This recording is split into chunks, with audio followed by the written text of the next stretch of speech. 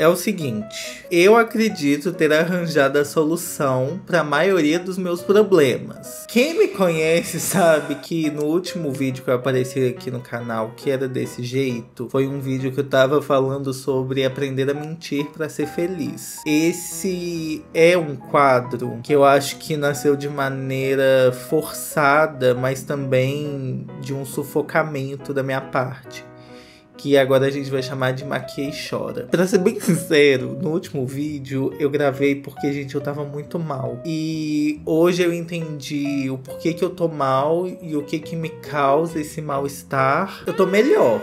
Deu pra ver pelo meu semblante que eu tô melhor? Primeiramente, queria agradecer muito os comentários que eu recebi.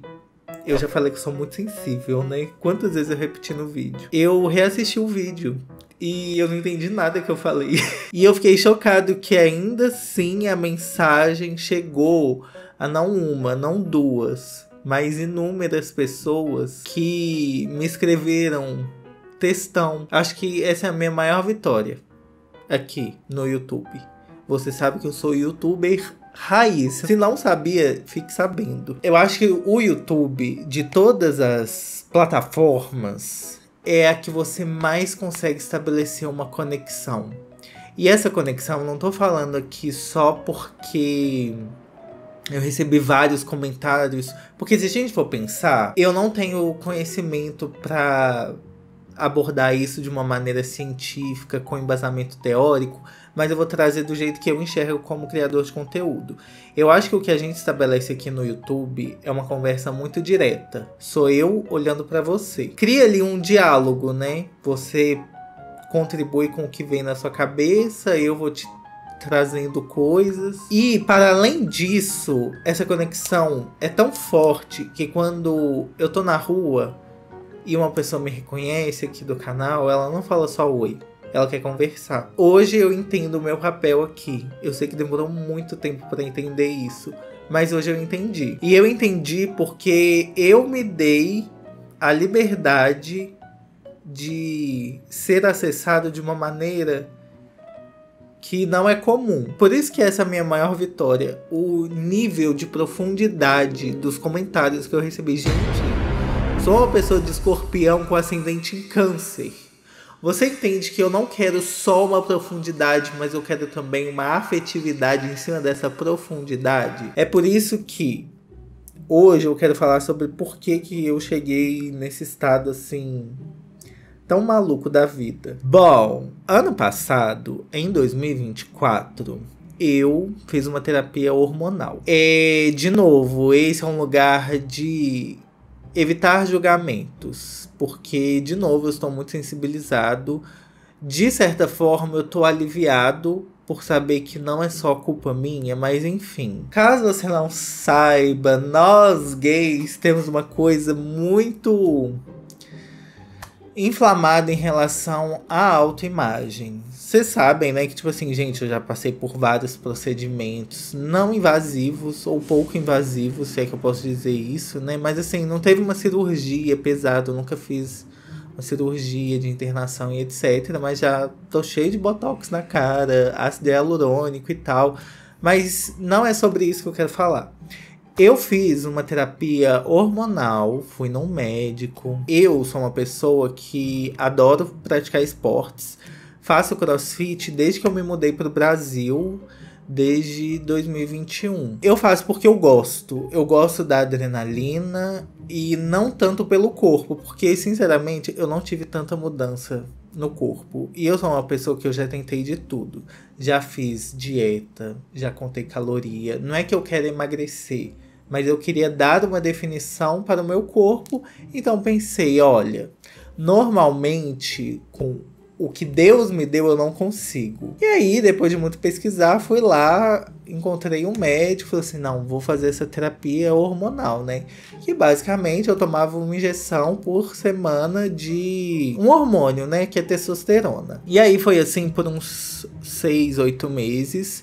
Tive resultados sim, que na época eu não conseguia enxergar, mas depois que eu parei de tomar, eu enxerguei, porque eu ganhei peso. Os meus exames, enquanto eu fazia essa terapia hormonal, que é usar hormônio, né, gente? Bomba! Eu tive resultados muito satisfatórios internamente, mas no corpo, não tanto. Mas agora que eu vejo, assim, em retrospecto, eu tava com um umbrão, como que fala isso aqui? Trapezão, oblicão. Tipo, eu tava trincado e eu não conseguia enxergar isso. Será que eu tenho disforia?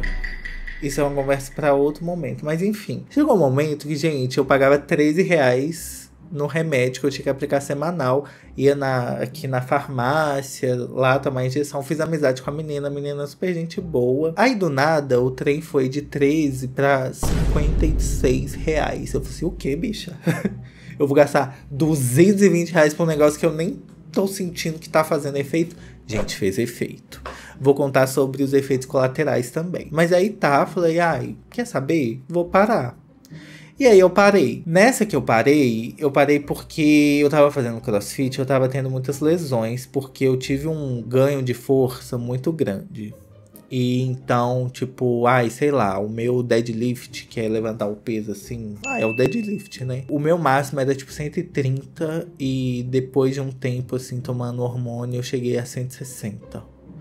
E eu sou uma pessoa, gente, que assim, o meu corpo, eu sou magrelo, eu sou meio falso magro. Eu não tenho tanta definição, eu só uso roupa larga porque eu não gosto de roupa colada. E aí eu achava que, tipo, o hormônio ia me dar essa confiança. E assim, gente, eu tava, juro, trincado.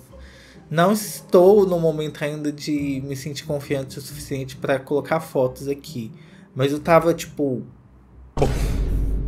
sabe? Meio gurilão. Quando eu comecei a tomar isso, o médico falou assim, Breno, você vai se sentir como super-homem. Você vai ter uma autoestima, um ganho de autoestima muito grande. Você nunca mais vai querer parar de tomar isso. E foi na época que eu tinha me mudado para São Paulo há pouquíssimo tempo. Tipo assim, eu comecei a tomar em junho, julho. E em setembro eu me mudei para São Paulo. Eu sentia muito calor. Eu tava sentindo também que minha pele tava ficando oleosa. Eu não tive espinha. E outro efeito colateral... Estamos entre amigos, né? Gente, eu fiquei com um tesão.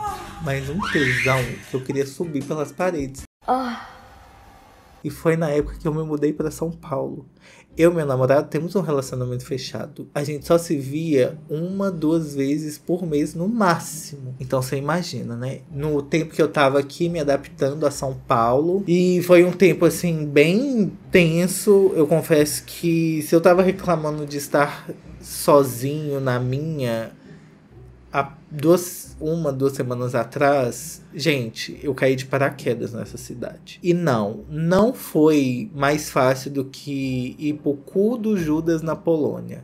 Não foi mais fácil do que ir pro cu do Judas na Suécia e muito menos na capital da Estônia. Eu trocaria todos esses destinos por São Paulo. Enfim, foi um momento muito tenso pra mim. Eu tava passando por algumas questões muito conflituosas com pessoas que trabalhavam comigo, que me desgastaram muito. E aí, nesse meio tempo, eu parei de tomar esse negócio. Porque eu tava ficando sem dinheiro.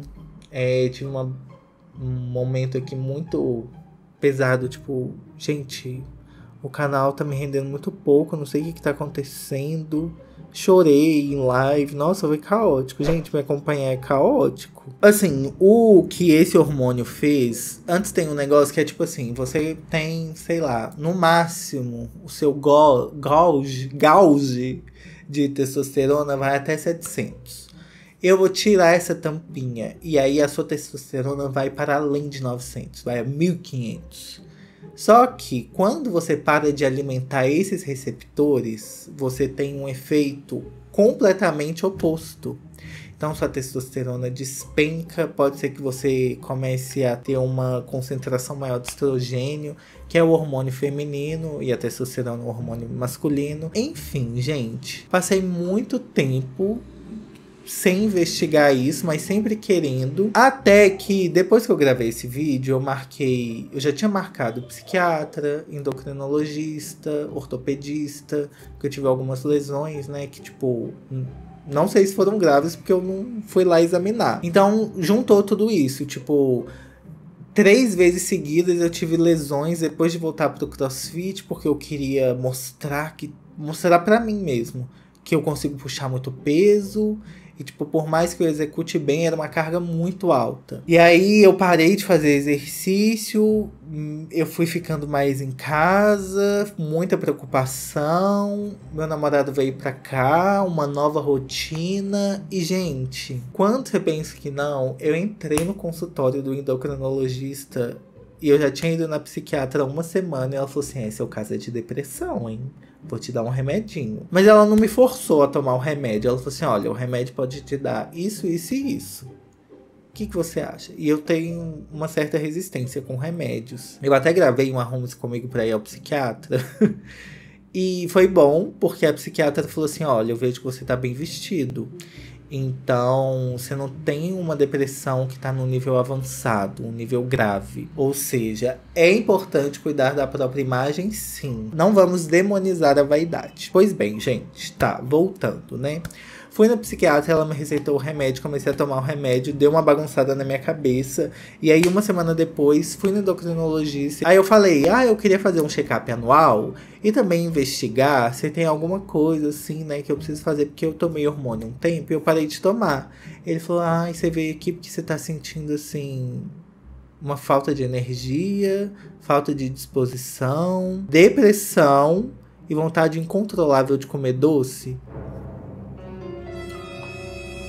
Doutor, me prenda! Eu sou essa pessoa! E aí, gente, desde então, assim, fiz os exames. Meus exames realmente mostraram que os meus hormônios estão muito bagunçados. O fato de ainda estou cagado da cabeça, mas saber que é uma coisa que está além do meu controle, eu que sou uma pessoa controladora, já me deixa tranquilo. Eu tomei o remédio por uns 5 dias, 7 dias. E eu senti que já deu uma bagunçada na minha cabeça. E eu tomei a contragosto, porque eu queria muito ficar bem. Acho que se você não passou por isso na vida, eu nunca tinha passado. Eu não estava conseguindo lidar sozinho com o que estava acontecendo na minha cabeça. Por isso que eu recorri ao remédio. Mas eu também parei de tomar o remédio. Parei de tomar remédio, assim, não do jeito que eu fiz o hormônio, né? Mas a psiquiatra falou assim, olha, Breno, vamos observando. Se você não sentir que se adaptou, deixa de lado. Beleza. Então eu tô deixando de lado porque, assim, quanto mais cedo, melhor, né? E aí eu vou voltar na psiquiatra depois, mas antes eu estou dependendo do veredito lá do endocrinologista, que só vai acontecer em maio. Então, sim, eu vou ficar cagado da cabeça por mais 1 mês e meio. E por que eu tô me expondo tanto dessa forma aqui? Uma coisa que, para além de todo esse diagnóstico duplo que eu recebi, né, tem a depressão, mas essa depressão não só é um desequilíbrio químico, mas também hormonal. Então eu tô deixando em repouso para investigar. Porém, eu falei aqui muito sobre morar fora, sobre me sentir sozinho, solitário, e como a pandemia impactou o meu jeito de viver. Não quero ficar falando saúde mental, mas é realmente o meu jeito de viver. E aí eu fiquei lembrando, gente, esse é um vídeo super sem roteiro. Mas, do nada eu comecei a pesquisar sobre isso e cheguei a um termo que se chama o terceiro lugar. Por isso que esse vídeo se chama... Você precisa se colocar em terceiro lugar. Não é porque você não precisa se priorizar. Mas digamos o seguinte... O primeiro lugar é a sua casa, onde você descansa, onde você supre as suas necessidades básicas. O segundo lugar seria a sua escola, um trabalho, e tudo que vai para além disso cai ali na classificação de terceiro lugar. Então, quando a gente vai, né, crescendo ao longo da vida, a gente vai recebendo terceiros lugares, assim, a gente mais vai sendo exposto a terceiros lugares. Não é uma coisa que a gente vai atrás, simplesmente aparece. Eu, por exemplo, vou dar aqui, ó. Eu brincava na rua, eu andava de bicicleta, eu ia na casa de um coleguinha, na casa de um amiguinho, ia passar férias na casa da minha tia, ia pra um sítio. Gostava de ir pra biblioteca, gostava de ir pra peça de teatro, feira de livro. Tudo isso são terceiros lugares. E eu percebi que na pandemia a gente foi forçado a ficar principalmente no primeiro lugar, que é a casa. Eu, Breno, que sempre foi uma pessoa caseira, no início eu tava, uhul! Eu amo estar em casa! Mas eu percebi que eu tenho ficado muito tempo em casa. E esse muito tempo em casa tem bagunçado a minha noção de descanso, a minha noção de lazer e a minha noção de trabalho. Eu estou com os horários todos bagunçados. Gente, tem dia que eu vou dormir 3 horas da manhã porque eu tô gravando vídeo.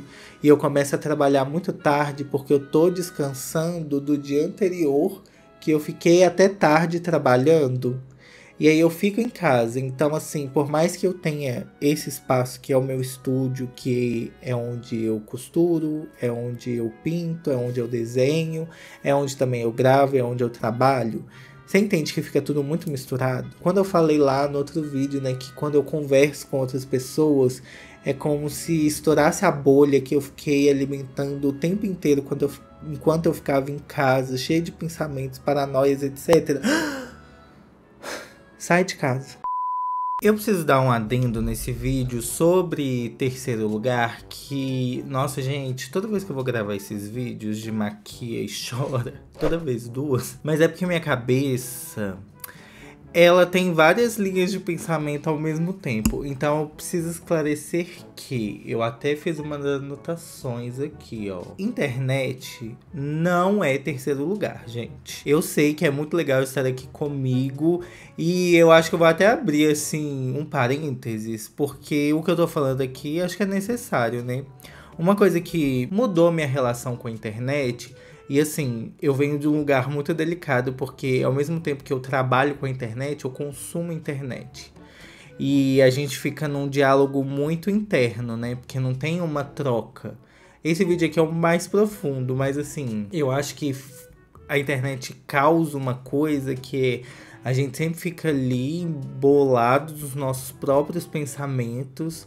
Não tem um feedback de um olho no olho, o que uma pessoa faria. A internet, ela preenche falsamente essa sensação quando você está conversando com alguém, seja por texto, por vídeo, ou quando você está interagindo com algum conteúdo. Eu fiquei até pensando que muito conteúdo tem se escorado em raptar a sua necessidade de terceiro lugar. Gente gravando maquiagem no metrô, é gente entrevistando outras pessoas na rua, é gente indo, sei lá, pro parque, e você fica aí em casa. Nem que você vai rolar o TikTok no parque, mas aí depois você se entrega, sabe? Vai se entregando aos poucos. Pra mim é muito difícil conseguir trabalhar fora de casa ainda, mas eu tô fazendo esse esforço porque é muito importante. Importante porque você vê coisa nova. Você é atravessado para além do que só a sua cabeça pode oferecer. Porque esse é o mal de se isolar. Olha, de se isolar eu entendo muito bem, né? Porque eu não tô falando de tipo, vou ficar só aqui no Brasil. Gente, eu morei na Estônia durante a pandemia. Pode parecer muito cansativo no início, mas a gente tem que se expor a algumas coisas para criar caráter e personalidade, né? Eu tô muito nessa onda, assim, da Hailey Bieber, que é outra que precisa de um terceiro lugar, gente. Ai, nossa, todos os conteúdos do canal permeiam Justin, Selena, Hailey Bieber agora, mas é porque, assim, se ela pegasse o celular dela e fizesse isso aqui, ó, botasse um pé numa grama, a vida dela ia ser outra. Levasse o bebê dela pra passear, sabe? Levasse o marido juntos pra ver um pouco de grama. Não fumar grama, ver grama.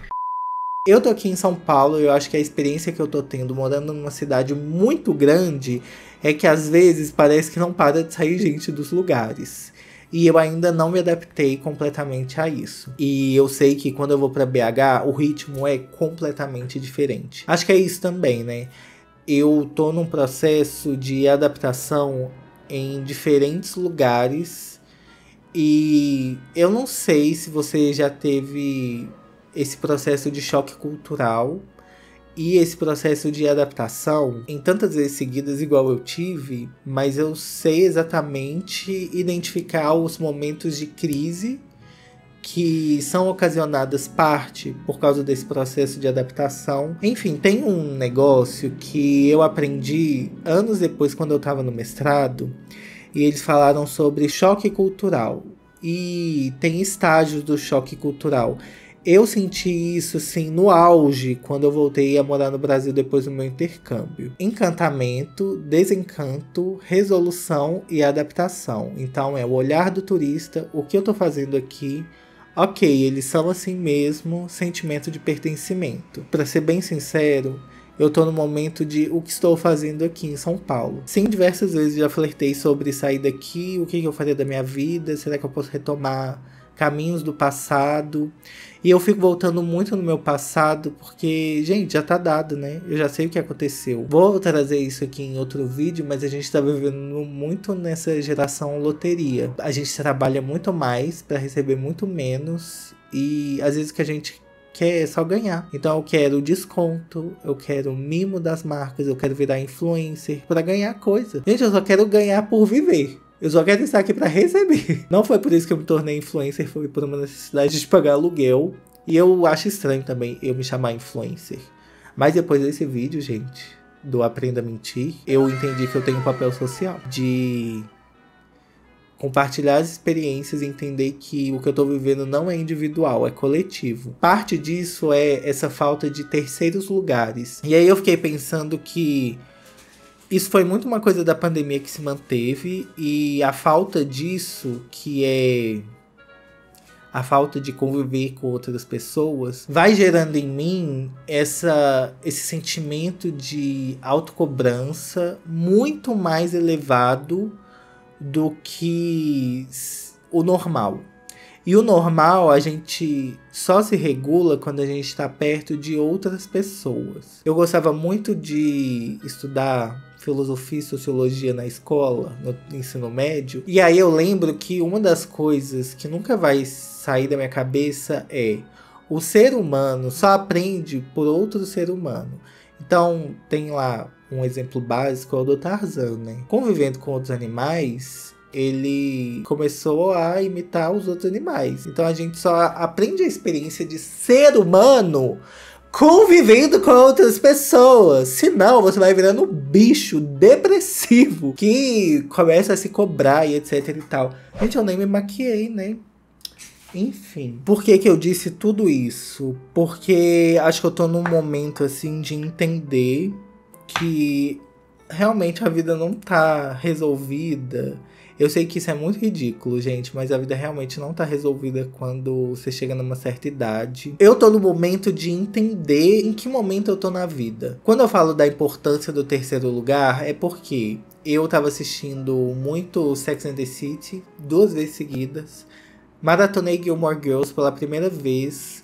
Maratonei Gossip Girl. São séries que eu amo, mas que elas falam da importância do terceiro lugar. Em Sex and the City, tudo acontece nos momentos de almoço das amigas. Terceiro lugar. As Gilmore Girls estão lá na cafeteria do Luke. Terceiro lugar. A importância disso. Disse tudo isso porque eu quero que você entenda. E agora eu tô falando assim, que as minhas questões não são só minhas. A gente tá vivendo num mundo muito louco, que exige até o que a gente não tem. E que a gente não tem garantia de nada. Então é super normal a gente querer estar extremamente nostálgico, que é uma coisa que eu quero falar também. E isso tá até na moda. Tipo, um monte de famosa aí usando vestido archival, que é vestido de, sei lá, anos 90. Porque a gente tá cada vez mais partindo para a necessidade de vender o garantido. Ninguém quer mais arriscar. Ninguém quer mais criar. Porque criar exige muito tempo, muita dedicação e investimento, que hoje em dia a gente não tem. Banalizou-se muito a coisa, né, que eu falei lá no outro vídeo também, da cópia, que fazer uma trend é você se apropriar da ideia de outra pessoa e para fazer parte de uma grande conversa. Nossa, eu não entendo muito de política, mas eu tenho certeza, e economia, né? Mas eu tenho certeza que a gente está vivendo na pior fase do capitalismo. Esse neoliberalismo que, tipo, você não precisa ter carro, alugue um Uber. Você não precisa pagar TV a cabo, você não precisa ter filmes em casa, assine um streaming. A gente está pagando por coisas que a gente não necessariamente tem, a gente só aluga dos outros. E a gente está deixando grandes corporações ricas, tipo Amazon, Tesla e etc. Enquanto que a gente só acumula distúrbio mental. Bicho! Por isso que eu faço questão, pode não pagar o tanto que eu queria, mas eu faço questão de dar entretenimento para o ecossistema. Acho que eu falei muita coisa aqui. Fico muito feliz de poder jogar uma conversa densa. E eu ainda não terminei de responder todos os comentários, mas pode ter certeza que eu vou fazer isso. Hoje não teve a maquiagem, né? Mas é porque acho que pela falta de roteiro e ter muita coisa pra falar, eu fiquei meio distraído. Espero que você entenda a importância do terceiro lugar. E, gente, sai de casa. Eu experimentei ontem ir trabalhar no Sesc, que aqui em São Paulo, nossa, quem é de São Paulo deveria levantar as mãos pro céu e agradecer a importância de ter tanto Sesc nessa cidade, porque em outras cidades, pelo menos em BH, não era assim. E é um lugar público com a comida boa, barata, é confortável, traz uma paz. E aí depois que eu voltei pra casa, eu voltei muito mais animado, muito menos estafado mentalmente, sabe? Aquele cansaço, aquele desânimo. Procure a sua galera, faça hobbies, saia um pouco de casa, vai pro parque, pode levar o celular e assistir um vídeo meu, mas faça isso em outros lugares. Eu sei que pode parecer assim que bate um cansaço enorme, mas se força. Eu sei porque, nossa, eu demorei 4 horas para criar coragem e ir. Cheguei lá tarde, mas consegui render muito mais do que eu renderia aqui em casa. Então, esse é o meu conselho. Comenta aí outras coisas que a gente pode discutir também, porque eu acho importante, né? Agora que a gente abriu esse canal de comunicação. E eu tô muito feliz de saber que o que eu tô passando não sou só eu. E mesmo que você esteja doido de hormônio ou não, ainda assim são coisas que estão afetando a gente. Então, muito obrigado pela sua companhia e eu te espero no próximo vídeo.